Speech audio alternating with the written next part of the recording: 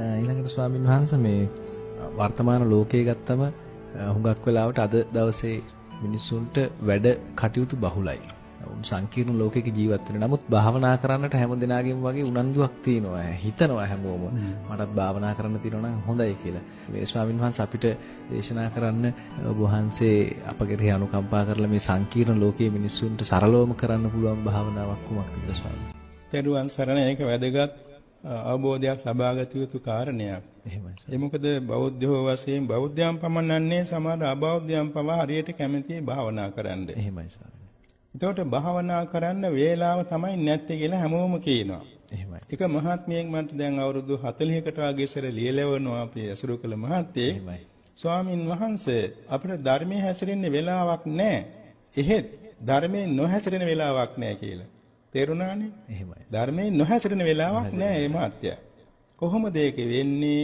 Taman අවදි වූ තැන් සිට නිින්දට යනතුරු ධර්මානුකූලව සිත පුරුදු කරනවා. එහෙමයි ස්වාමී. හිත පුරුදු කරනවා. ඒකට මේ වෙලාව නියමයක් හෝ තන නියමයක් නැහැ. වැඩ කටයුතු නියමයකුත් නැහැ. টয়ලට් එකට ගියත් පුළුවන්. නාන කොටත් පුළුවන්. ආහාර ගනිද්දිත් පුළුවන්. ගමන් බිමන් යද්දිත් පුළුවන්. වාහන පදවද්දිත් පුළුවන්. එහෙමයි. හැම තැනකදීම කුඹුරු කොටද්දිත් පුළුවන්. ගොයන් කපද්දිත් පුළුවන්. වෙළඳාම කරද්දිත් පුළුවන්. හිත පුරුදු කිරීමෙන් භාවනා හැම වෙලාවෙම කරන්න පුළුවන්. එහෙමයි ස්වාමී. ඒකට තමන් ගැළපෙන මානසිකාර පුරුදු කරගන්නවා. දැන් අපි හිතමු මෛත්‍රී භාවනාව.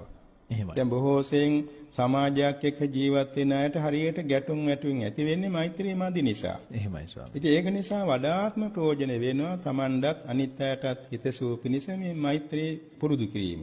එහෙමයි. ඒකට වෙලාව නියම නැහැ. එහෙමයි. වෙලාව නියම නැහැ. දැන් අපි බොහෝ සෙයින් කීප දෙනෙකුට උපදෙස් දීලා පුදුම විදිහේ අනුසස් ලැබිලා තියෙනවා. එහෙමයි. ඒ කියන්නේ ජය ගන්න බැරි නඩු වලින් පවා ජය අරගෙන තියෙනවා. මෛත්‍රී කරලා. මෛත්‍රී බලයෙන්. ඒ කියන්නේ දවස පුරාම තමන්ගේ හිත පුරුදු කරන යම්කිසි අරමුණක. දැන් සමහර අයට එකින් එකට හිතන්න පුරුදු කරන්නේ නැති නිසා මම කියනවා කරණීයමෙත්ත සූත්‍රයේ දවසට අඩු ගානේ 21 වරක් හිතින් කියවන්න. අඩු ගානේ. එහෙමයි. එක්තරා මහත්මියෙක් තරුණ මහත්මියෙක් එයාට හරියට සතුරු උපද්‍රව. ඉතින් මගෙන් ඇවිල්ලා උපදෙස් ඉල්ලුවා මේට අවුරුදු 7-8කට ඉස්සර 2002 වසරේ පෙබරවාරි මාසේ. මං කිව්වා මහත්තයා මෙන්න මේ වැඩේ කරන්න. මහත්තයාට ඉතින් එක තැනක වාඩි වෙලා කරන්න වෙලාවක් නැහැ.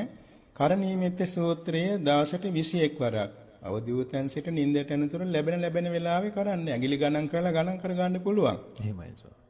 මුලින් ඉතින් හිතා කියන්න වෙනවා. පස්සේ හිතට ගලාගෙනවා පුරුදු වුණාම. ඉතින් ඒක හිතට ගත්තා. ඒ මහත්මයා මාස ගණනාවකින් පස්සේ මට නැවත ඇවිල්ලා කිව්වා. ස්වාමීන් වහන්සේ මට 21 වර නෙමෙයි 100 වරට වඩා පුළුවන් වුණා දවසකට කියවන්න. එහෙමයි ස්වාමී. ඒකෙන් මට පුදුම ආනිසංස දැම්ම ලැබිලා තියෙනවා. සතුරුකම් කරපු අය මගේ පාමුලට ඇවිල්ලා මගේ සමාව ගන්නවා. එහෙමයි. ඒ වගේම මගේ වැඩට බාධා කරපු අය නිසා දැන් මගේ වැඩ කටයුතු සාර්ථකව ගෙනියනවා. එහෙමයි. ඊළඟට මම ප්‍රාදේශීය മന്ത്രി ධුරයටත් පත් කරන්න ඕන ඒගොල්ලෝගෙම උනන්දු වෙයි. දැන් මගේ සීල වැඩ සාර්ථක වුණා මම මේ කටයුත්ත නවත්තන්නෙම නෑ කිව්වා. මේක තමයි නියම ඥානවන්තකම. යම් කිසි ප්‍රයෝජනයක් ලැබුණා නම් ඒක දිගට ප්‍රයෝජන ගන්න. එහෙමයි ස්වාමීනි. තව එක මහත්මියෙක් ලෙක්චර් කෙනෙක් පොලිසිය අභ්‍යාස විද්‍යාලයේ. මේ හරියම පිරිසුදුව පන්සිල් රකින්න මහත්තයෙක්. නමුත් කාගේ හරි බොරු පැමිණිල්ලකට එයාගේ රැකියාව අවශ්‍ය වුණා. එහෙමයි. ඉතින් මා මොන ගෙහිච්ච වෙලාවකේ මහත්තයයි මතිනියයි කියන අනේ ස්වාමීනි අපේ මහත්තයාට බොහෝම අපහසුයක් දැන් තියෙන්නේ.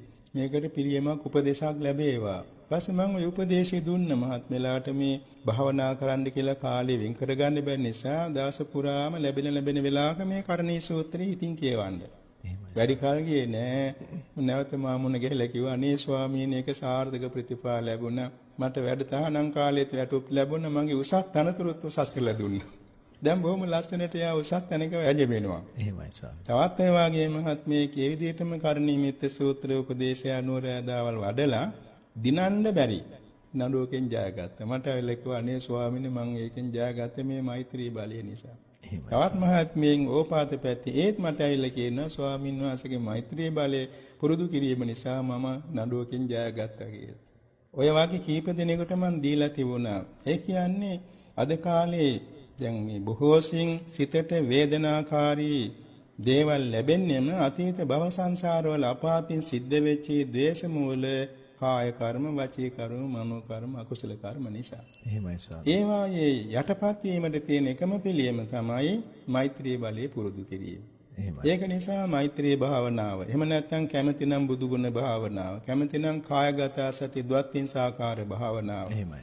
මේවා පුරුදු කරගන්න පුළුවන්. ඒවා පුරුදු කරගත්තාම දාස පුරාම තමන්ගේ වැඩ කරද්දිමත් ඒවා මෙනෙහි කරන්න පුළුවන්. හිතට ගලාගෙන එනවා. එහෙමයි ස්වාමී. දැන් අර ඉස්සර බුද්ධ වචනේ සඳහන් වෙනවා කුරුණාට කම්මාස ධම්ම නියම් ගමේ දැසගත් කම්කරෝපව වතුර ගේන්න යන්නේ භාවනාවේ. දර කඩන්න යන්නේ භාවනාවේ. පලානෙලන්න යන්නේ උයන්නේ පියන්නේ ඊ කොටන්නේ පොලන්නේ භාවනාවේ. එහෙමයි ස්වාමී. ඉතින් වැඩ කරද්දී ඒක යෙදෙනවා. එහෙමයි.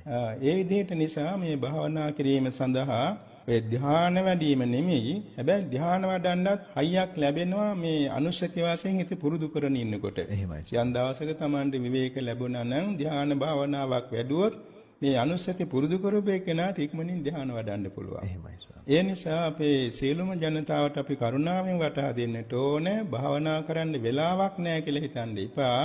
හැම වෙලාවෙම භාවනා කරන්න පුළුවන්. හැම රාජකාරියක් තුළදී භාවනා කරන්න පුළුවන්.